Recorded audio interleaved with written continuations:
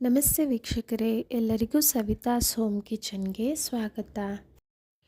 ನಮ್ಮ ಇವತ್ತಿನ ರೆಸಿಪಿ ತುಂಬಾ ಸ್ಪೆಷಲ್. ನೀವು ನೋಡ್ತಿರ್ಬೋದು ಮಸಾಲೆ ದೋಸೆ ಹಾಗೂ ಅದಕ್ಕೆ ಬೇಕಾಗಿರುವಂಥ ಚಟ್ನಿ, ಆಲೂಗಡ್ಡೆ ಪಲ್ಯ ಹಾಗೆ ಕೆಂಪು ಚಟ್ನಿ ಇದೆಲ್ಲ ಹೇಗೆ ಮಾಡೋದು ಅಂತ ಇವತ್ತಿನ ವಿಡಿಯೋದಲ್ಲಿ ನೋಡೋಣ. ಹೋಟೆಲ್ ಸ್ಟೈಲ್ನಲ್ಲೇ ತುಂಬ ಗರ್ಗರಿಯಾಗಿ ದೋಸೆ ಮಾಡ್ಬೋದು. ಇವತ್ತಿನ ವಿಡಿಯೋ ಎಲ್ಲೂ ಸ್ಕಿಪ್ ಮಾಡದೆ ನೋಡಿ, ಕೆಲವೊಂದು ಟಿಪ್ಸ್ಗಳನ್ನ ಕೊಡ್ತಾ ಹೇಗೆ ರುಚಿಯಾಗಿ ಹೋಟೆಲ್ ಸ್ಟೈಲ್ನಲ್ಲೇ ಮಾಡೋದು ಮನೆಯಲ್ಲೇ ಅಂತ ತಿಳಿಸ್ಕೊಡ್ತೀನಿ. ಇನ್ನೂ ಯಾರೆಲ್ಲ ಸಬ್ಸ್ಕ್ರೈಬ್ ಆಗಿಲ್ಲ ಪ್ಲೀಸ್ ಈಗಲೇ ಹೋಗಿ ಸಬ್ಸ್ಕ್ರೈಬ್ ಮಾಡಿ. ಮೊದಲಿಗೆ ದೋಸೆ ಮಾಡೋದಕ್ಕೆ ದೋಸೆ ಹಿಟ್ಟು ತುಂಬಾ ಇಂಪಾರ್ಟೆಂಟ್. ಹೇಗೆ ಮಾಡೋದು ಅಂತ ನೋಡೋಣ. ಇಲ್ಲಿ ರೇಷನ್ ಅಕ್ಕಿ ತೊಗೊಂಡಿದ್ದೀನಿ ನೋಡಿ.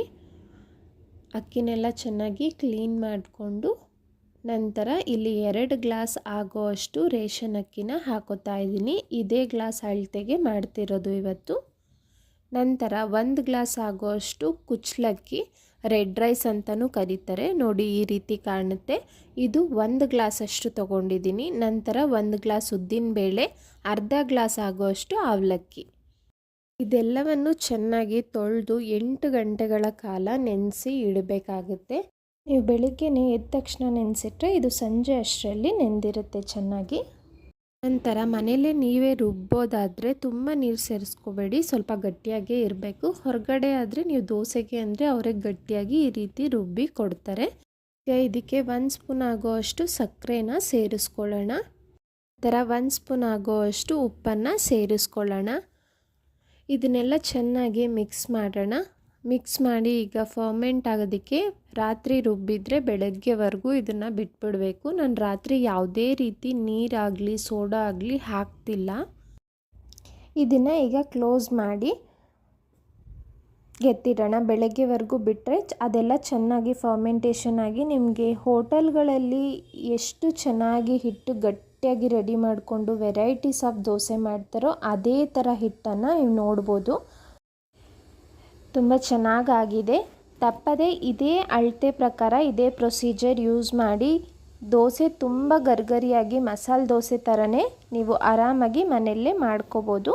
ದೋಸೆ ಹಿಟ್ಟನ್ನು ಫ್ರಿಡ್ಜ್ ಇಲ್ಲದೇ ಇರೋರು ಒಂದಿನ ಪೂರ್ತಿ ಇಟ್ಟು ನಿಮ್ಗೆ ಯಾವುದೇ ರೀತಿ ಹಾಳಾಗೋದಿಲ್ಲ, ಹಾಗೆ ಹುಳಿನೂ ಬರೋದಿಲ್ಲ. ನಾರ್ಮಲ್ ರೂಮ್ ಟೆಂಪರೇಚರಲ್ಲೇ ಈ ಹಿಟ್ಟನ್ನು ಇಟ್ಟಿದ್ರು ಇವಾಗ ಯಾವ ರೀತಿ ಇದೆಯೋ ಅದೇ ರೀತಿಯೇ ಇರುತ್ತೆ ನೋಡಿ. ನಾನು ಇಲ್ಲಿ 2 ದೋಸೆ ಈ ಟೈಮ್ಗೆ ಮಾಡ್ಕೋತಾ ಇರೋದು. ನಾನು ಅದಕ್ಕೆ ಬೇರೆ ಪಾತ್ರೆಗೆ ಸ್ವಲ್ಪ ಹಿಟ್ಟನ್ನು ತಗೊಂಡು 1 ಚಿಟಿಕೆ ಅಷ್ಟು ಸೋಡಾ ಹಾಗೂ ನೀರನ್ನು ಮಿಕ್ಸ್ ಮಾಡಿ ದೋಸೆ ಮಾಡ್ತೀನಿ. ನಾವು ಜಸ್ಟು ಇವಾಗ ಮಾಡಬೇಕು ಅನ್ನೋದಕ್ಕಿಂತ ಮುಂಚೆ ಈ ರೀತಿ ನೀರು ಸೋಡಾನ ಸೇರಿಸ್ಕೋಬೇಕು. ನಾವು ಸೋಡಾ ಹಾಕಿದ ನಂತರ ಸ್ವಲ್ಪ ಹೊತ್ತು ಇಡಬೇಕು ಆ ಥರ ಏನಿಲ್ಲ, ಇಮಿಡಿಯೇಟಾಗಿ ಸೇರಿಸ್ಕೊಂಡು ಮಾಡ್ತಿದ್ದೀನಿ ನೋಡಿ. ಹೆಂಚನ್ನ ಕಾಯೋದಕ್ಕಿಟ್ಟಿದ್ದೀನಿ. ಹೆಂಚು ಚೆನ್ನಾಗಿ ಕಾದಿರಬೇಕು ನೋಡಿ. ನೀರು ಹಾಕಿದ ತಕ್ಷಣ ನಮಗೆ ಗೊತ್ತಾಗುತ್ತೆ. ನಂತರ ಈರುಳ್ಳಿಲಿ 1 ಸಲ ನಾನು ಈ ರೀತಿ ಸವರಿ ದೋಸೆ ಹಿಟ್ಟನ್ನು ಹಾಕ್ತಾಯಿದ್ದೀನಿ ನೋಡಿ. ದೋಸೆನ ಹೆಂಚಿನ ಮೇಲೆ ಹಾಕಬೇಕಾದ್ರೆ ಲೋ ಫ್ಲೇಮ್ ಇಟ್ಟಿರಿ. ದೋಸೆ ಹಿಟ್ಟೆಲ್ಲ ಹಾಕಿದ ನಂತರ ನೀವು ಮೀಡಿಯಮ್ ಫ್ಲೇಮ್ ಇಟ್ಕೋಬೋದು. ನಮಗೆ ಬಿಸಿ ಶಾಖ ಇದ್ದರೆ ದೋಸೆ ಹಿಟ್ಟು ಹಾಕಿದ ತಕ್ಷಣ ಹೆಂಚಿಗೆ ಅಂಟ್ಕೊಬಿಡುತ್ತೆ. ಈ ರೀತಿ ತೆಳ್ಳಗೆ ನಾವು ಹಾಕೋದಕ್ಕೆ ಆಗೋದಿಲ್ಲ. ಸೊ ಲೋ ಫ್ಲೇಮ್ ಇಟ್ಕೊಂಡು ಈ ರೀತಿ ಎಷ್ಟು ತೆಳ್ಳಗಾಗುತ್ತೋ ಅಷ್ಟು ತೆಳ್ಳಗೆ ಹಾಕೋದ್ರಿಂದ ತುಂಬ ಕ್ರಿಸ್ಪಿಯಾಗಿ ಮಸಾಲೆ ದೋಸೆ ಥರನೇ ತುಂಬ ಚೆನ್ನಾಗಿ ಬರುತ್ತೆ. ಅಲ್ಲ, ಒಂದು 30 ಸೆಕೆಂಡ್ ಆದರೆ ಸ್ವಲ್ಪ ದೋಸೆ ರೋಸ್ಟ್ ಆಗಿರುತ್ತೆ. ಆ ಟೈಮಲ್ಲಿ ಎಣ್ಣೆ ಅಥವಾ ತುಪ್ಪ ಅಥವಾ ಬೆಣ್ಣೆ ಯಾವ್ದು ಬೇಕೋ ಅದನ್ನು ಹಾಕ್ಕೊಳ್ಳಿ. ಮಸಾಲೆ ದೋಸೆ ಆಗಿರೋದ್ರಿಂದ 2 ಕಡೆ ಬೇಯಿಸೋದಿಲ್ಲ, ಒಂದೇ ಕಡೆ ಡೀಪ್ ರೋಸ್ಟ್ ಮಾಡಿದ್ರೆ ದೋಸೆ ಪರ್ಫೆಕ್ಟಾಗಿ ರೆಡಿ ಇರುತ್ತೆ. ಕೆಲವೊಬ್ಬರಿಗೆ ದೋಸೆ ಸಾಫ್ಟಾಗಿ ಬೇಕು ಅನ್ನೋರು 2 ಕಡೆ ಬೇಯಿಸೋದ್ರಿಂದ ನಮಗೆ ದೋಸೆ ಸಾಫ್ಟಾಗಿ ಬರುತ್ತೆ ನೋಡಿ. ಈ ದೋಸೆ ಅಂತೂ ಪರ್ಫೆಕ್ಟಾಗಿ ತುಂಬ ಚೆನ್ನಾಗಿ ಬಂದಿದೆ ಗರ್ಗರಿಯಾಗಿ. ಈ ದೋಸೆಗೆ ಕೆಂಪು ಚಟ್ನಿ ಹಾಕಿ ಸ್ವಲ್ಪ ಆಲೂಗಡ್ಡೆ ಪಲ್ಯನ ಮಧ್ಯ ಇಟ್ಟು ಈ ರೀತಿ ಫೋಲ್ಡ್ ಮಾಡಿ ಕೊಟ್ಟರೆ ಮನೆಯಲ್ಲೇ ಮಸಾಲೆ ದೋಸೆ ರೆಡಿ ಇರುತ್ತೆ. ಈಗ ಹೋಟೆಲ್ ಸ್ಟೈಲ್ನಲ್ಲಿ ಆಲೂಗಡ್ಡೆ ಪಲ್ಯ ಹೇಗೆ ಮಾಡೋದು ಅಂತ ಈ ವಿಡಿಯೋದಲ್ಲಿ ನೋಡೋಣ. ಮೊದಲಿಗೆ ಆಲೂಗಡ್ಡೆ ಪಲ್ಯ ಮಾಡೋದಕ್ಕೆ ನಮಗೆ ಆಲೂಗಡ್ಡೆ ನಾನಿಲ್ಲಿ ಸಿಪ್ಪೆ ತೆಗೆದು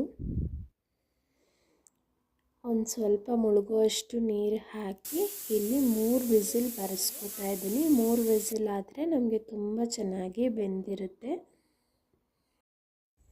ನಂತರ ಆಲೂಗಡ್ಡೆನ ಈ ರೀತಿ ಪಕ್ಕಕ್ಕೆ ಎತ್ತಿಟ್ಕೊಂಡು ಚೆನ್ನಾಗಿ ಸ್ಮ್ಯಾಶ್ ಮಾಡ್ಕೊತಾ ಇದ್ದೀನಿ. ಈಗ ಸ್ಟವ್ ಹಚ್ಚಿ ಒಂದು ಬಾಣಲೆ ಇಡೋಣ. ಇದಕ್ಕೆ 4ರಿಂದ 5 ಸ್ಪೂನ್ ಆಗುವಷ್ಟು ಎಣ್ಣೆ ಹಾಕಿ, ಎಣ್ಣೆ ಕಾದ ನಂತರ ಸ್ವಲ್ಪ ಸಾಸಿವೆ ಹಾಗೂ ನಾನು 1 ಸ್ಪೂನ್ ಆಗುವಷ್ಟು ಕಡಲೆಬೇಳೆ ಹಾಕೋತಾ ಇದ್ದೀನಿ. ಕಡಲೆಬೇಳೆ ಎಲ್ಲ ಸ್ವಲ್ಪ ಫ್ರೈ ಆಗಲಿ. ನಂತರ ಇದಕ್ಕೆ ಈರುಳ್ಳಿ ಸೇರಿಸ್ಕೊಳ್ಳೋಣ. ಈರುಳ್ಳಿ ಎಲ್ಲ ಚೆನ್ನಾಗಿ ಬೇಯಬೇಕು. ಸ್ವಲ್ಪ ಈರುಳ್ಳಿ ಫ್ರೈ ಆದ ನಂತರ ಇಲ್ಲಿ 4 ಹಸಿಮೆಣಸಿನಕಾಯಿನ ಕಟ್ ಮಾಡಿ ಸೇರಿಸ್ಕೊತಾ ಇದ್ದೀನಿ. ಹಸಿಮೆಣಸಿನಕಾಯಿನ ಆಯಿಲಲ್ಲೇ 1-2 ನಿಮಿಷಗಳ ಕಾಲ ಫ್ರೈ ಮಾಡ್ಕೊಳ್ಳೋಣ. ಅದರಲ್ಲಿರೋವಂಥ ಖಾರ ಎಲ್ಲ ಚೆನ್ನಾಗಿ ಬಿಡುತ್ತೆ. ನಂತರ ಸ್ವಲ್ಪ ಹಸಿ ಕರಿಬೇವು, 1/4 ಸ್ಪೂನ್ ಆಗುವಷ್ಟು ಅರಿಶಿನ ಸೇರಿಸ್ಕೊಂಡಿದ್ದೀನಿ. ಅದಾದ ನಂತರ ಸ್ಮ್ಯಾಶ್ ಮಾಡಿ ಇಟ್ಕೊಂಡಿರೋ ಅಂಥ ಆಲೂಗಡ್ಡೆನ ಸೇರಿಸ್ಕೊಳ್ಳೋಣ. ಆಲೂಗಡ್ಡೆನೆಲ್ಲ ಚೆನ್ನಾಗಿ ಮಿಕ್ಸ್ ಮಾಡೋಣ. ನಂತರ ರುಚಿಗೆ ತಕ್ಕಷ್ಟು ಉಪ್ಪನ್ನು ಸೇರಿಸ್ಕೊತಾ ಇದ್ದೀನಿ. ಕೊನೆಯದಾಗಿ ಇದಕ್ಕೆ ಕೊತ್ತಂಬರಿ ಸೊಪ್ಪನ್ನ ಹಾಕೊಳ್ಳೋಣ. ಇದನ್ನೆಲ್ಲ ಚೆನ್ನಾಗಿ ಮಿಕ್ಸ್ ಮಾಡ್ತಾ ಲೋ ಟು ಮೀಡಿಯಮ್ ಫ್ಲೇಮ್ ಇಟ್ಟು ಒಂದು 4ರಿಂದ 5 ನಿಮಿಷಗಳ ಕಾಲ ಈ ರೀತಿ ತಿರುಗಿಸ್ಕೊಡಿ. 5 ನಿಮಿಷಗಳ ನಂತರ ಸ್ಟವ್ ಆಫ್ ಮಾಡಿದ್ರೆ ತುಂಬಾ ಟೇಸ್ಟಿಯಾಗಿ ಆಲೂಗಡ್ಡೆ ಪಲ್ಯ ರೆಡಿ ಇರುತ್ತೆ. ನಂತರ ಇಲ್ಲಿ ಚಟ್ನಿ ಮಾಡೋಣ. ಇದು ಬಾಣಲೆ ಇಟ್ಟು 1 ಕಪ್ ಆಗೋಷ್ಟು ಚಟ್ನಿ ಮಾಡೋದ್ರಿಂದ ನಾನು 1 ಹಿಡಿ ಆಗೋಷ್ಟು ಕಡಲೆ ಬೀಜನ ತಗೊಂಡು ಈ ರೀತಿ ಫ್ರೈ ಮಾಡ್ಕೊತಾ ಇದ್ದೀನಿ. ಲೋ ಟು ಮೀಡಿಯಮ್ ಫ್ಲೇಮ್ ಇಟ್ಟು 3ರಿಂದ 4 ನಿಮಿಷಗಳ ಕಾಲ ಈ ರೀತಿ ಹುರ್ಕೊಳ್ಳೋಣ. ನಂತರ ಇದನ್ನು ಪಕ್ಕಕ್ಕೆ ಎತ್ತಿಟ್ಕೊಳ್ಳೋಣ. ಇದೇ ಬಾಣಲಿಗೆ ಕೇವಲ 2 ಸ್ಪೂನ್ ಆಗುವಷ್ಟು ಹುರಿಗಡಲೆ ಹಾಕಿದ್ದೀನಿ. ಇದು ಸುಮ್ಮನೆ ಬಿಸಿ ಮಾಡಬೇಕು ಅಷ್ಟೇ. ಒಂದು 30 ಸೆಕೆಂಡ್ಸ್ ಇಟ್ಟರೆ ಸಾಕು. ಇದು ಬಿಸಿ ಆಗಿದೆ. ಇದನ್ನು ಪಕ್ಕಕ್ಕೆ ಎತ್ತಿಟ್ಕೊಂಡು ಈಗ ಹಸಿಮೆಣಸಿನಕಾಯಿ ನಾನು 3 ಹಾಕಿ ಫ್ರೈ ಮಾಡ್ಕೊತಾ ಇದ್ದೀನಿ. ನೋಡಿ, ಸುಟ್ಕೊಳ್ಳಿ ಈ ಥರ. ಮಿಕ್ಸಿ ಜಾರ್ ತೊಗೊಂಡು ಹುರಿದಿರೋ ಅಂಥ ಹುರಿಗಡಲೆನ ಸೇರಿಸ್ಕೊಂಡಿದ್ದೀನಿ. ಕಡಲೆ ಬೀಜನ ಹಾಕೊಳ್ಳೋಣ. ಕಡಲೆ ಬೀಜ ಸಿಪ್ಪೆ ಬೇಡ ಅನ್ನೋರು ತೆಗೆದುಬಿಡ್ಬೋದು. ನಂತರ ಇದಕ್ಕೆ 5ರಿಂದ 6 ಎಸಳು ಬೆಳ್ಳುಳ್ಳಿ ಹಾಕ್ಕೊಂಡಿದ್ದೀನಿ. ಹುರಿದಿರೋ ಅಂಥ ಹಸಿಮೆಣಸಿನಕಾಯಿ ಹಾಕ್ಕೊಂಡಿದ್ದೀನಿ. ರುಚಿಗೆ ತಕ್ಕಷ್ಟು ಉಪ್ಪನ್ನು ಸೇರಿಸ್ಕೊಳ್ಳಿ. ನೆಲ್ಲಿಕಾಯಿ ಗಾತ್ರದ ಹುಣಸೆ ಹಣ್ಣು ಸೇರಿಸ್ಕೊಂಡಿದ್ದೀನಿ. ಒಂದು ಸ್ವಲ್ಪ ಕೊತ್ತಂಬರಿ ಹಾಗೆ ಸ್ವಲ್ಪ ಫ್ಲೇವರ್ಗೋಸ್ಕರ ಪುದೀನ ಸೇರಿಸ್ಕೊತಾ ಇದ್ದೀನಿ. ಇದನ್ನೆಲ್ಲ ಚೆನ್ನಾಗಿ ಗ್ರೈಂಡ್ ಮಾಡ್ಕೊಳ್ಳಿ. ನಂತರ ಸ್ಟವ್ ಹಚ್ಚಿ ಒಂದು ಬಾಣಲೆ ಇಟ್ಟು ಕೇವಲ 2 ಸ್ಪೂನಷ್ಟು ಎಣ್ಣೆ ಹಾಕಿ ಒಂದು ಸ್ವಲ್ಪ ಸಾಸಿವೆ ಹಾಕೋತಾ ಇದ್ದೀನಿ. ನಂತರ ಸ್ವಲ್ಪ ಹಸಿ ಕರಿಬೇವನ್ನು ಸೇರಿಸ್ಕೊತಾ ಇದ್ದೀನಿ. ಇಷ್ಟೇ ಒಗ್ಗರಣೆ. ಇದಕ್ಕೆ ನಾವು ರುಬ್ಬಿಟ್ಕೊಂಡಿರೋ ಅಂಥ ಚಟ್ನಿನ ಸೇರಿಸಿ ನಿಮಗೆ ಎಷ್ಟು ಬೇಕೋ ಅಷ್ಟು ನೀರನ್ನು ಸೇರಿಸ್ಕೊಳ್ಳಿ. ಕೆಲವೊಬ್ಬರಿಗೆ ಗಟ್ಟಿ ಬೇಕಾಗಿರುತ್ತೆ ಅಥವಾ ನೀರಾಗಿ ಇಷ್ಟಪಡೋರು ಒಂಚೂರು ಹೆಚ್ಚಿಗೆ ನೀರು ಸೇರಿಸ್ಕೋಬೋದು. ತುಂಬ ಸಿಂಪಲ್ಲಾಗಿ ರುಚಿಯಾಗಿ ಚಟ್ನಿ ಹೇಗೆ ಮಾಡೋದು ಅಂತ ನೋಡಿದ್ದೀರಾ. ದೋಸೆ ಇಡ್ಲಿಗೆಲ್ಲ ತುಂಬಾ ಚೆನ್ನಾಗಿರುತ್ತೆ ಈ ಚಟ್ನಿ.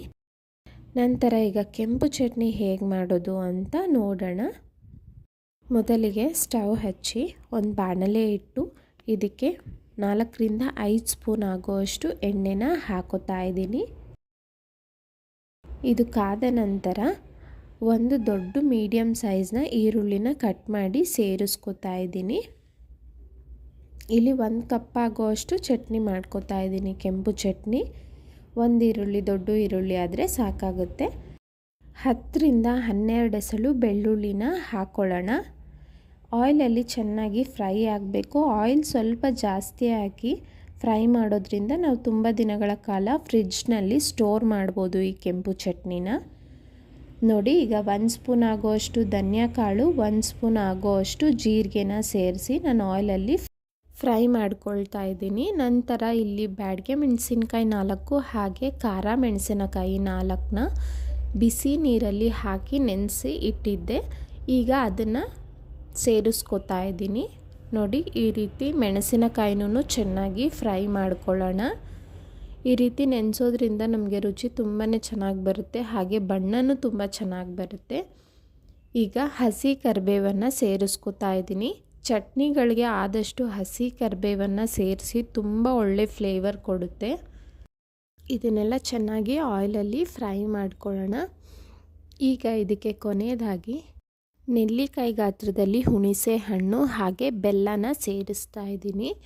ಈ ಚಟ್ನಿ ಸ್ವಲ್ಪ ಸಿಹಿ, ಒಂಚೂರು ಹುಳಿ ಹಾಗೂ ಖಾರವಾಗಿ ಇರುತ್ತೆ. ಸಿಹಿ ಬೇಡವೇ ಬೇಡ ಅನ್ನೋರು ಬೆಲ್ಲನ ಸ್ಕಿಪ್ ಮಾಡ್ಕೋಬೋದು. ಬೆಲ್ಲನ ಸ್ಕಿಪ್ ಮಾಡಿದ್ರೂ ತುಂಬಾ ಚೆನ್ನಾಗಿ ಬರುತ್ತೆ ಈ ಚಟ್ನಿ. ನೋಡಿ, ಇದನ್ನೆಲ್ಲ ಒಂದು ಜಾರ್ಗೆ ಹಾಕೋತಾ ಇದ್ದೀನಿ. ನಂತರ ರುಚಿಗೆ ತಕ್ಕಷ್ಟು ಉಪ್ಪನ್ನು ಸೇರಿಸ್ಕೊಳ್ಳೋಣ. ಇದನ್ನೆಲ್ಲ ನೀರು ಹಾಕ್ದೇ ಒಂದು ಸಲ ಗ್ರೈಂಡ್ ಮಾಡ್ಕೊಳ್ಳಿ, ಈ ಥರ ತರ್ತರಿಯಾಗಿ ಬರುತ್ತೆ. ನಂತರ ನಾವು ಮೆಣಸಿನಕಾಯಿನ ನೆನೆಸಿ ಇಟ್ಟಿದ್ವಲ್ಲ, ಆ ನೀರನ್ನೇ ಒಂದು ಸ್ವಲ್ಪ ಸೇರಿಸಿ ಇನ್ನೊಂದು ಸಲ ಚೆನ್ನಾಗಿ ಗ್ರೈಂಡ್ ಮಾಡಿಕೊಂಡ್ರೆ ಹೋಟೆಲ್ ಸ್ಟೈಲ್ನಲ್ಲೇ ಈ ಕೆಂಪು ಚಟ್ನಿ ತುಂಬ ಚೆನ್ನಾಗಿ ರೆಡಿ ಇದೆ. ಈಗ ಮಸಾಲೆ ದೋಸೆ ರೆಡಿ ಮಾಡೋಣ. ಹೆಂಚನ್ನು ಚೆನ್ನಾಗಿ ಕಾಯಿಸ್ಕೊಂಡು ನಂತರ ಲೋ ಫ್ಲೇಮಲ್ಲಿಟ್ಟು ಹಿಟ್ಟನ್ನು ಎಷ್ಟು ತೆಳ್ಳಗಾಗುತ್ತೋ ಅಷ್ಟು ತೆಳ್ಳಗೆ ಹಾಕಿ ಈಗ ಮೀಡಿಯಮ್ ಫ್ಲೇಮ್ ಇಟ್ಟು ಒಂದು 30 ಸೆಕೆಂಡ್ ಆದ ನಂತರ ಎಣ್ಣೆ, ತುಪ್ಪ ಅಥವಾ ಬೆಣ್ಣೆ ಯಾವ್ದು ಬೇಕೋ ಅದನ್ನು ಅದ್ರ ಮೇಲೆ ಹಾಕೊಳ್ಳಿ. ರೆಡಿ ಮಾಡಿ ಇಟ್ಕೊಂಡಿರೋ ಅಂಥ ಕೆಂಪು ಚಟ್ನಿನ ದೋಸೆ ಮೇಲೆ ಹಾಕ್ತಾ ಇದ್ದೀನಿ. ಈ ಕೆಂಪು ಚಟ್ನಿನ ನೀವು ತುಂಬ ದಿನಗಳ ಕಾಲ ಫ್ರಿಡ್ಜ್ನಲ್ಲಿ ಸ್ಟೋರ್ ಮಾಡಿ ಇಟ್ಕೋಬೋದು. ದೋಸೆ ಎಲ್ಲ ರೋಸ್ಟ್ ಆದ ನಂತರ ಕೆಂಪು ಚಟ್ನಿನ ಹಾಕಿ ಅದ್ರ ಮೇಲೆ ಆಲೂಗಡ್ಡೆ ಪಲ್ಯನ ಇಟ್ಟು ನೋಡಿ, ಮಸಾಲೆ ದೋಸೆ ಥರನೇ ಎಷ್ಟು ಚೆನ್ನಾಗಿ ಬರ್ತಿದೆ. ಚೆನ್ನಾಗಿ ನಾವು ರೋಸ್ಟ್ ಮಾಡಿದ್ರೆ ನಮಗೆ ಕ್ರಿಸಿಪಿಯಾಗಿ ರುಚಿಯಾಗಿ ಮಸಾಲೆ ದೋಸೆ ಮನೆಯಲ್ಲೇ ರೆಡಿ ಇರುತ್ತೆ. ಉಳಿದ ಎಲ್ಲ ದೋಸೆಗೂ ಇದೇ ಪ್ರೊಸೀಜರ್ನ ಫಾಲೋ ಮಾಡಿ. ತುಂಬ ಚೆನ್ನಾಗಿ ಬಂದಿದೆ. ನಾರ್ಮಲಾಗಿ ದೋಸೆ ಮಾಡೋದಕ್ಕಿಂತ ಈ ಕೆಂಪು ಚಟ್ನಿ ಒಂದು ಎಕ್ಸ್ಟ್ರಾ ಮಾಡಿಕೊಂಡು ಮಸಾಲೆ ದೋಸೆ ಥರನೇ ಸರ್ವ್ ಮಾಡಿದ್ರೆ ಮನೆಯವರೆಲ್ಲ ತುಂಬಾ ಖುಷಿಪಟ್ಟು ತಿಂತಾರೆ. ನಿಮಗೆಲ್ಲ ನಮ್ಮ ರೆಸಿಪಿ ಇಷ್ಟ ಆಗಿದರೆ ಪ್ಲೀಸ್ ಲೈಕ್ ಮಾಡಿ, ಶೇರ್ ಮಾಡಿ, ಹಾಗೆ ಸಬ್ಸ್ಕ್ರೈಬ್ ಮಾಡಿ. Thank you.